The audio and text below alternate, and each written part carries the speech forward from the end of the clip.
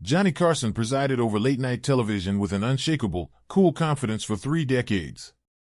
He interviewed presidents, comedians, and cultural icons with a steady hand and a quick wit. Yet, there existed a rare category of guest capable of cutting through that legendary composure.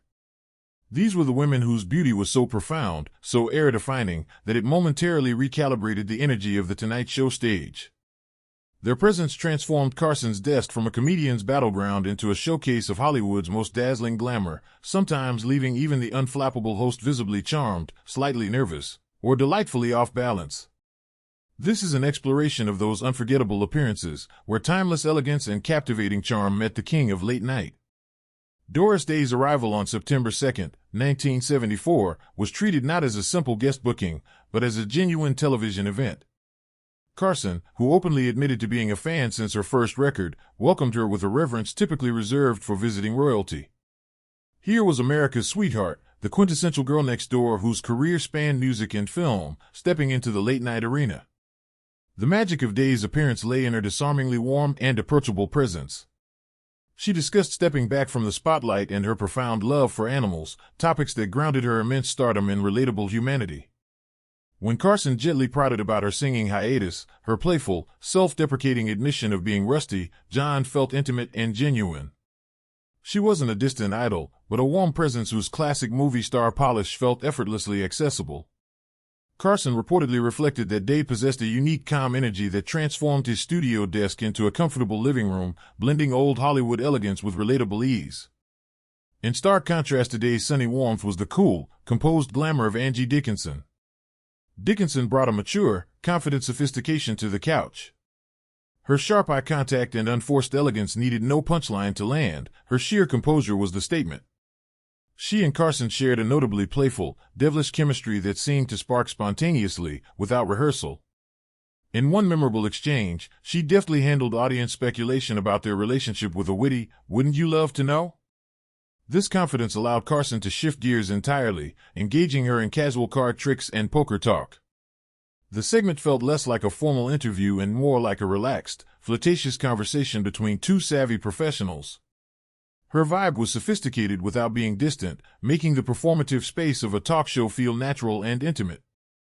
She owned her space with a quiet authority that commanded respect rather than simply asking for attention.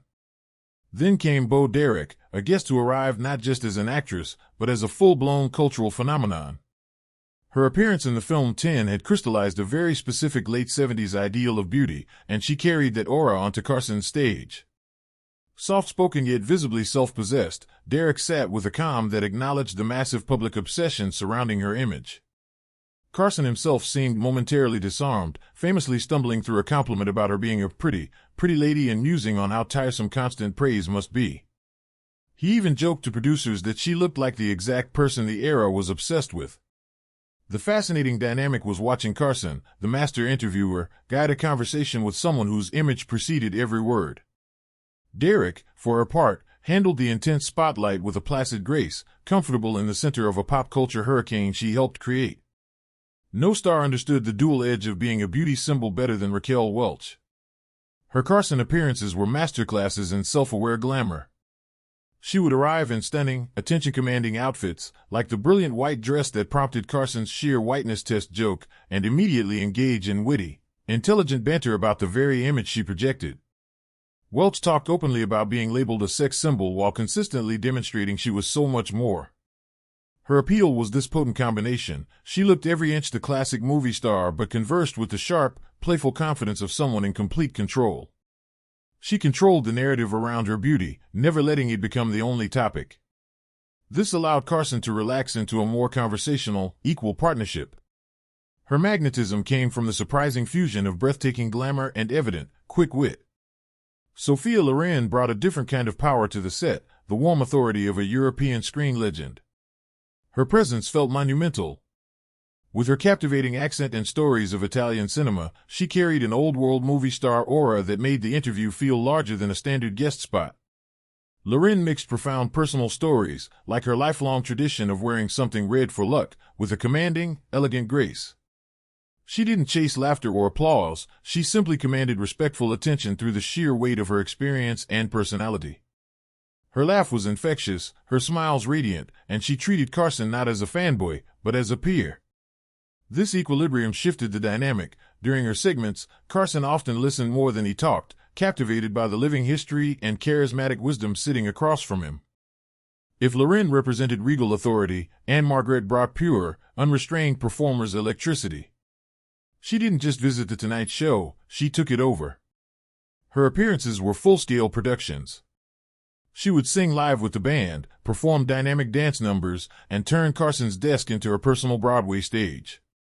Her beauty was inseparable from her explosive energy and fearless stage presence. The audience responded to her not with polite applause, but with concert-like screams. Carson, the ultimate host, happily ceded the stage, becoming an admiring spectator. Anne-Margret's confidence was breathtaking because it was so active and generous. She wore dazzling costumes, smiled a smile that lit up the studio, and treated every second as a chance to genuinely entertain. Carson knew an Anne-Margret booking guaranteed a ratings spike in some of the show's most rewatchable, vibrant moments. The pinnacle of legendary star power was perhaps Elizabeth Taylor's sole appearance. From the moment she was introduced, the atmosphere shifted into something historic. Carson's introduction itself was a testament to her status, acknowledging her as an international personality of unique fascination. Here was a living piece of Hollywood's golden age, a woman whose life was as dramatic as her films, sitting on the late-night set. The wow factor was her potent mix of vulnerable candor and unwavering glamorous composure. She spoke openly while maintaining an almost regal poise. Carson treated her with visible, profound respect, reportedly telling his staff that her presence made his modern set feel like it was hosting old Hollywood history itself. The interview felt less like an exchange and more like an audience with a queen. Linda Carter entered with a uniquely modern kind of charisma, superhero magnetism. Fresh from Wonder Woman fame, she carried a larger-than-life presence but delivered it with calm, approachable confidence. She didn't act precious about her iconic image. Instead, she joked about the costume and discussed her singing career with genuine warmth. This combination of stunning looks and down-to-earth relatability made her segments pop. She was a superhero who felt like she could be your friend. Carson's comfort with her was evident in their easy banter. Carter represented a new archetype, a beautiful woman who was also strong, funny, and self-aware, using her platform to show that strength and glamour were perfectly compatible. Finally, there was Farrah Fawcett, the embodiment of America's crush. She possessed an instant, radiant star quality that was both glamorous and genuinely sunny. Her famous feathered hair and megawatt smile created a photogenic energy that translated perfectly to the talk show format. But beyond the iconic look was a palpable sweetness and humility. She discussed her sudden, meteoric fame with an endearing lack of pretense, often giggling and making Carson feel like a supportive uncle. Her Texas accent added a layer of approachable charm. With Farrah, the interviews felt light, friendly, and star-driven. She represented a specific 1970s ideal of beauty that was bright, friendly, and utterly captivating. Carson's visible affection for her made these segments feel like joyful reunions rather than interviews. These women, from the timeless elegance of Doris Day to the sun-drenched radiance of Farrah Fawcett, did more than just grace Carson's stage. They defined it. They provided the essential Hollywood glamour that elevated The Tonight Show from a mere talk show into a cultural mirror, reflecting the evolving ideals of beauty, charisma, and star power across decades. Their appearances were events that captivated audiences, charmed a legendary host, and created the unforgettable television moments that we still revisit, reminding us that sometimes, true presence is the most compelling show of all.